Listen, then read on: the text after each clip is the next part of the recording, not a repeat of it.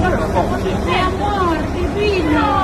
Ma è danese, vero? È Arlecchino, Renato Arlecchino. Renato. Renato?